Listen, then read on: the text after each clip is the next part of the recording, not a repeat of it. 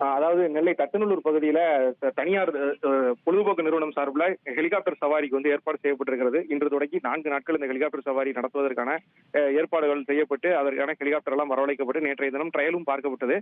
இன்று காலை 9 மணி முதல் இந்த சவாரிக்கான ஏற்பாடுகள் செய்யப்பட்ட சூழல்ல அனுமதி மாவட்ட நிர்வாகத்திட ஒரு தடையில்லா சான்றிதழோடு சேர்ந்து ஒரு அனுமதி பெற வேண்டிய சூழல்ல அந்த அனுமதி பெறுவதற்கான காலதாமதம் ஏற்பட்டுக் கொண்டிருக்கிறது. அதன் காரணமாக இன்னும் சுற்றுலா புறப்பட முடியாத ஒரு சூழல் தான் நிலவி வருகிறது. ஏற்கனவே முன்பதிவு செய்யப்பட்ட அந்த சுற்றுலா பயணிகள் அனைவருமே அங்கு காத்திருக்கிறார்கள்.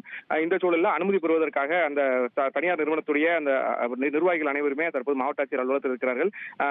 காவல்துறை அனுமதி, அதே போல தீயணைப்புத்துறை அனுமதி, அந்த நிலத்தின் உரிமையாளரிடம் அனுமதி என பல்வேறு அனுமதிகள் பெற்ற பின்னர் அந்த அனுமதியை மொத்தமாக வைத்து மாவட்ட நிர்வாகத்திடம் அனுமதி பெற வேண்டிய சூழல் இருக்கிறது.